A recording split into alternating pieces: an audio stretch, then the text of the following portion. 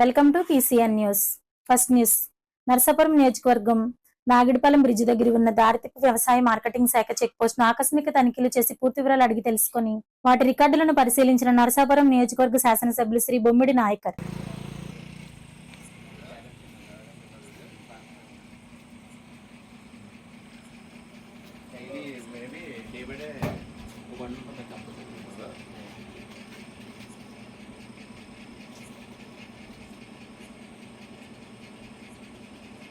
వారికి కూడా మామూలుగా ట్రేడర్లు కాకుండా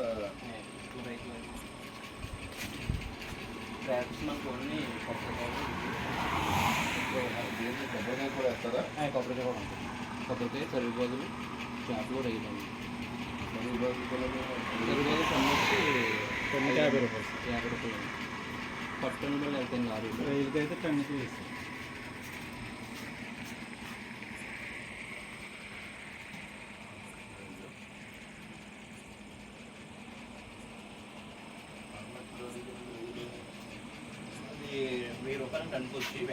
నేడు ఒకే రోజు 4 ఎత్తిపోతల పథకాలను నీటి విడుదల ముఖ్యమంత్రి చంద్రబాబు నాయుడు ఘనతేనని జలవనరుల శాఖ మంత్రి నిమ్మల రామానాయుడు తెలిపారు. ఆయన తొలిగా పట్టుసీమ ఎత్తిపోతల పథకాలకు ఉదయం 7:27 పూజ చేసి నీటిని విడుదల చేశారు. పట్టుసీమతో పాటు పురుషోత్తపట్నం, పుష్కర, తాడిపూడి ఎత్తిపోతల పథకాలు నీటి విడుదల చేశారు. పట్టుసీమ ద్వారా కృష్ణా డెల్టా ప్రజలు ఎదుర్కొంటున్న తాగునీరు సమస్య పరిష్కారంతో పాటు మొదట పంట ఖరీఫ్ కు సాగునీరు అందుతుంది. పట్టుసీమ నీరు కృష్ణా డెల్టాలకు అందించడం ద్వారా శ్రీశైలం నుంచి కృష్ణాకు రావాల్సిన నీరు రాయలసీమకు మళ్లించడానికి అవకాశం కలుగుతుంది. పురుషోత్తపట్నం ఎత్తిపోతల పథకం ద్వారా ఏలూరు రిజర్వాయర్కి వెళ్లే నీరు స్టీల్ ప్లాంట్ కు, విశాఖకు తాగునీరు అందుతుంది.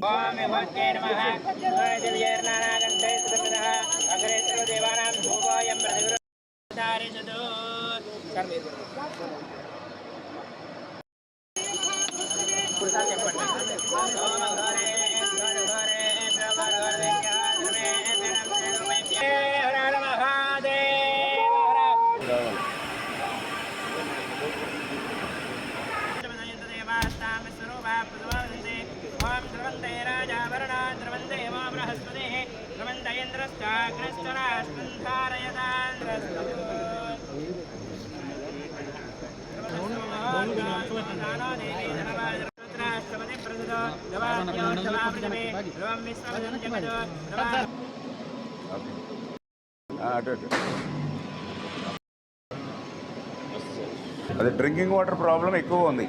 ఎస్పెషల్లీ ఇప్పుడు కృష్ణా కింద వాటర్ లేదు. యాక్చువల్గా పులిచింతల నుంచి కొంచెం స్టోర్ చేసి పంపించేవాళ్ళు వాటర్. బట్ పులిచింతల్లో కూడా ఇవాళ 1/2 TMC ఉంది. ఎవ్రీ ఇయర్ 30-35 TMC రిజర్వ్ చేసుకునేవారు పులిచింతల్లో. దురదృష్టం మొన్న గవర్నమెంట్ అసలు రిజర్వే చేయలేదు.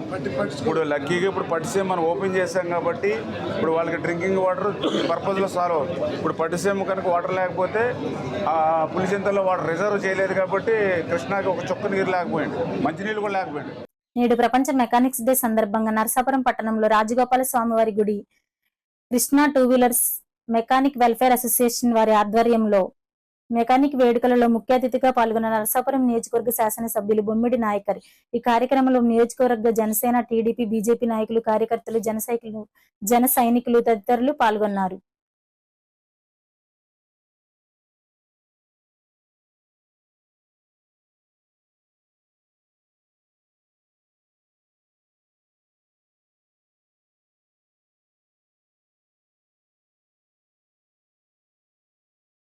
తాడిపూడి ద్వారా 1.50 లక్షల ఎకరాలకు సాగునీరు మంత్రి రామానాయుడు తాడిపూడి ఎత్తిపోతల పథకానికి గోదావరి జలాలను రాష్ట్ర మంత్రి నిమ్మల రామానాయుడు విడుదల చేశారు. ఆయన ముందుగా పూజలు జరిపి మోటార్లకు ఆన్ చేశారు. ఈ సందర్భంగా మంత్రి రామానాయుడు మాట్లాడుతూ తాడిపూడి ఎత్తిపోతల పథకం ద్వారా 1,50,000 ఎకరాలకు సాగునీరు అందుతుందన్నారు. నదుల అనుసంధానం ఒక్కటే మార్గం, గార్లెండింగ్ ఆఫ్ రివర్స్ ఒకటే మార్గం అని ఆ రోజు మన తెలుగు బిడ్డ KL రావు గారు ఆ రోజు చెప్పినటువంటి మాట ఏదైతే ఉందో దాన్ని ఆంధ్రప్రదేశ్ రాష్ట్రంలో ఆ నదుల అనుసంధానానికి శ్రీకారం చుట్టాలనేటువంటి వ్యక్తి, నాయకుడు నారా చంద్రబాబు నాయుడు గారు. ఆ రోజు 2014లో ఆయన అధికారంలోకి వచ్చిన తర్వాత ఆ నదుల అనుసంధానం ఏదైతే ఉందో అది పోలవరం ప్రాజెక్టుతోటే సాధ్యమవుతుంది. ఆ పోలవరం ప్రాజెక్టుని పూర్తి చేసుకోవడం ద్వారా ప్రతి సంవత్సరం కూడా వృధాగా 3,000 TMCల నీరు ఏదైతే గోదావరి నీరు సముద్రంలో కలిసిపోతూ ఉందో ఆ పోలవరం ప్రాజెక్టు ద్వారా ఆ వరద నీటిని ఒడిసిపట్టి ఆ వరద గోదావరి నీరుని ఏదైతే డెల్టా స్థిరీకరణతో పాటుగా ఏదైతే శ్రీశైలం నుంచి బ్యాక్కి అటు రాయలసీమకి అందించడం, అదేవిధంగా ఏదైతే ఉత్తరాంధ్ర వరకు కూడా ఈ యొక్క గోదావరి జలాలను తీసుకెళ్ళి ఆంధ్రప్రదేశ్ రాష్ట్రాన్ని ఒక కరువు రహిత రాష్ట్రంగా మార్చగలిగేటువంటి ప్రాజెక్టుగా పోలవరం ప్రాజెక్టుని ఆ రోజు చంద్రబాబు నాయుడు గారు 2014లో ఎన్నో ప్రతిబంధకాలు ఉన్నప్పటికీ కూడా, ఎందుకంటే ఆ రోజు మీ అందరికీ తెలుసు ఏదైతే గోదావరి సంబంధించిన పోలవరంకి ముంపు మండలాలు ఏవైతే ఉన్నాయో ఆ 7 ముంపు మండలాలు కూడా తెలంగాణలో ఉంటాయి. మరి ఆ రోజు నరేంద్ర మోడీ గారితో మరి ఆ రోజు మాట్లాడి రేపు గవర్నమెంట్స్ స్టేట్ గవర్నమెంట్లు ఫామ్ అయిన తర్వాత ఆ ముంపు మండలాల్ని మనం బదిలీ చేసుకోవడానికి అవకాశం ఉండదు అని ఆ రోజు ఒక ఆర్డినెన్స్ని తీసుకొచ్చి మరి ఆ రోజు 7 ముంపు మండలాల్ని ఆంధ్రప్రదేశ్ రాష్ట్రానికి బదిలీ చేయడం ద్వారా మాత్రమే ఈరోజు ఈ పోలవరం ప్రాజెక్టు నిర్మాణం అవుతుంది అని అంటే అది చంద్రబాబు నాయుడు గారు ముందు చూపుకి నిదర్శనం.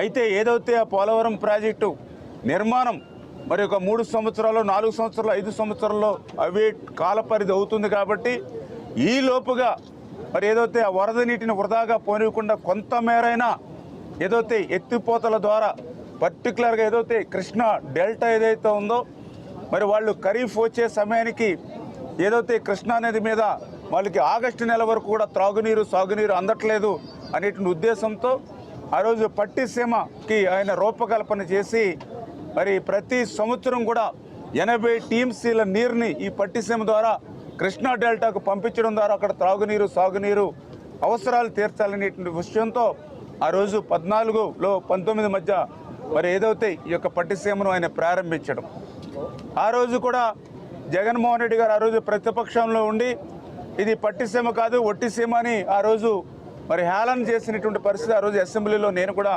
ఎమ్మెల్యేగా నేను ఆ రోజు కూడా చూడడం జరిగింది.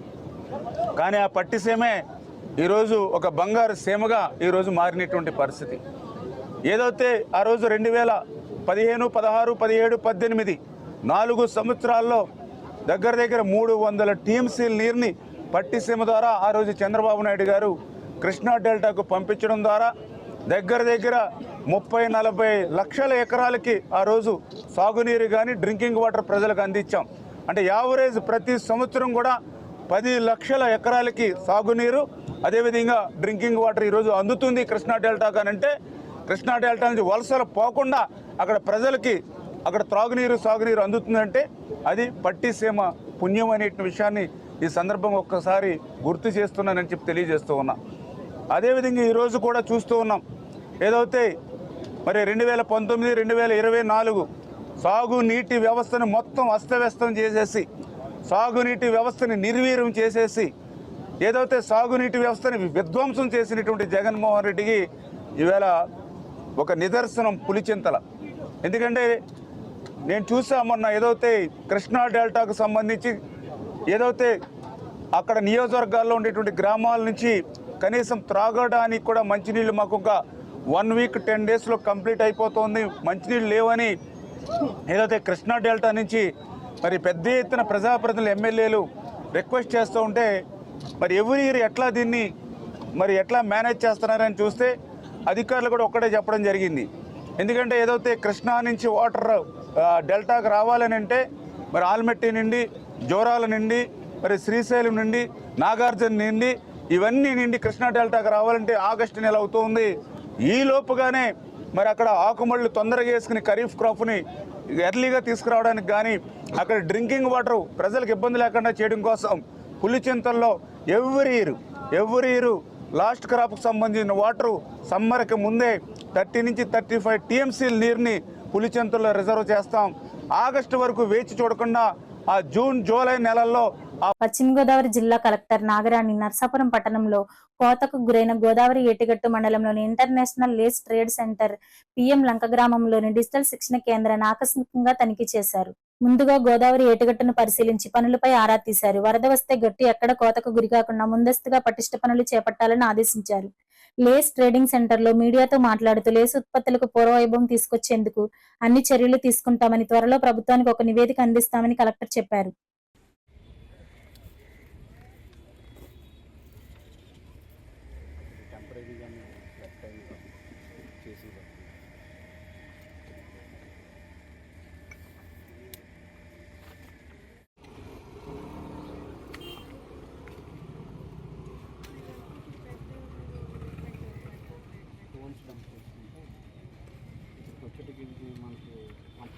పాయింట్స్ ట్రైనింగ్ జరిగింది. అందుకని +1 దగ్గర ఈ ప్లాట్ఫామ్ ఉంది. ఈ ప్లాట్ఫామ్ నుంచి ఇలాగ స్లోప్ అవుతుంది.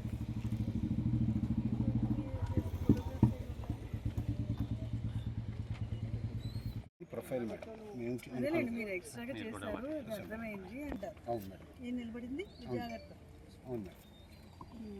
ఆయన ఆ పాయింట్ అది. అవును మేడం. సో ఇది ఆ కిందది ఈ point. Yes madam. So this is ఆ చివరిది మనకు కనబడేది వాటర్ లెవెల్ కాదు ఇది. Yes madam. ఇక్కడ స్లోప్ స్టార్ట్ అయ్యింది. Yes madam. This is going up to 80 meters. Yes madam. ఎగ్జాటిక్గా చేయించేవాళ్ళు.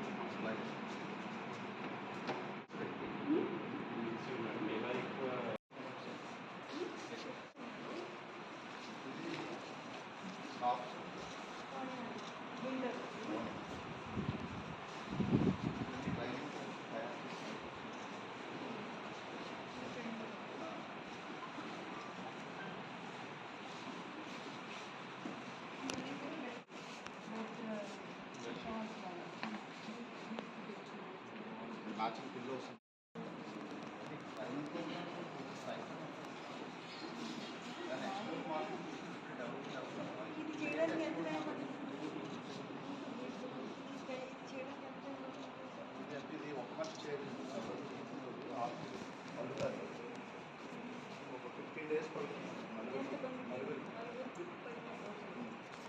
Double bed sheet bed cover 60 days.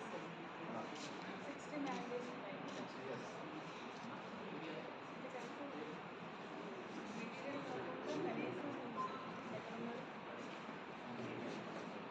Material కాకుండా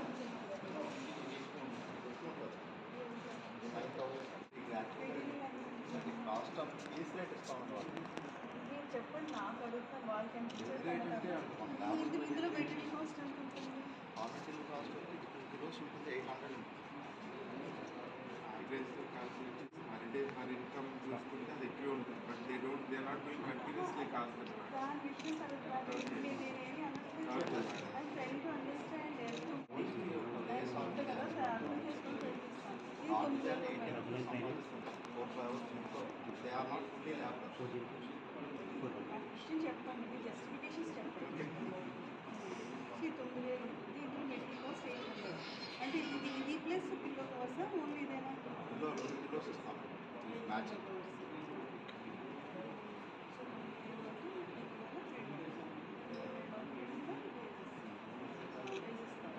మేకింగ్ కాస్ట్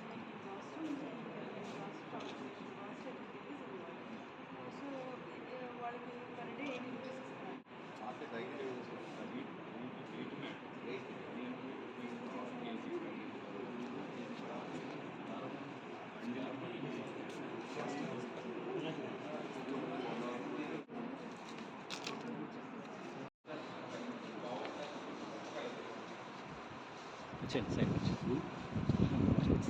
అది అదొక ఎగ్జోటిక్గా అనిపించింది.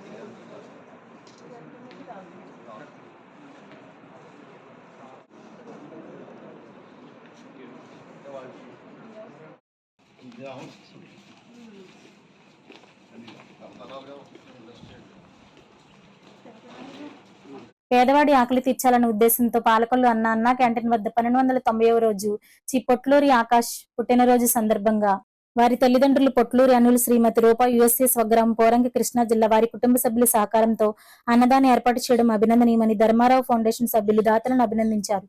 ప్రభుత్వ ఆసుపత్రి వద్ద మొబైల్ అన్నా క్యాంటీన్ ద్వారా భోజనాన్ని ఏర్పాటు చేశారు. ఈ కార్యక్రమంలో పాలవలస తులసిరావు, కేశవ, కార్యకర్తలు, నాయకులు పాల్గొన్నారు.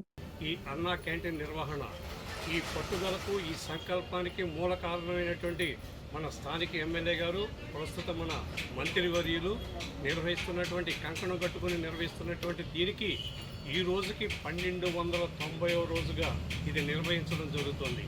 ఇది నిర్విఘ్నంగా సాగడానికి మూల కారణమైనటువంటి దాతల సంపూర్ణ సహాయ సహకారాలతోటి ఇది నడపబడుతుంది. ఈ రోజున మన దాత ఎవరంటే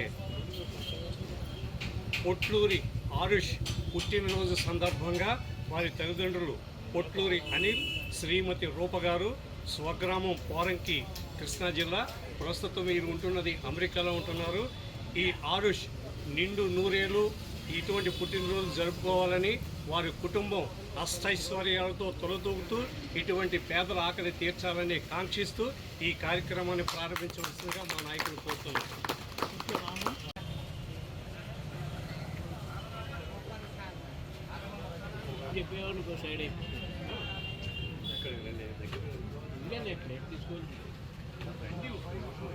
కొట్టేసిన కొట్టేస్తున్నా